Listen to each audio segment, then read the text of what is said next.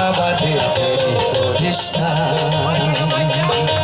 8টা বাজে দেরি করিস না। 30 টাকা কেজি মাছ বাবুকে খাবে গো।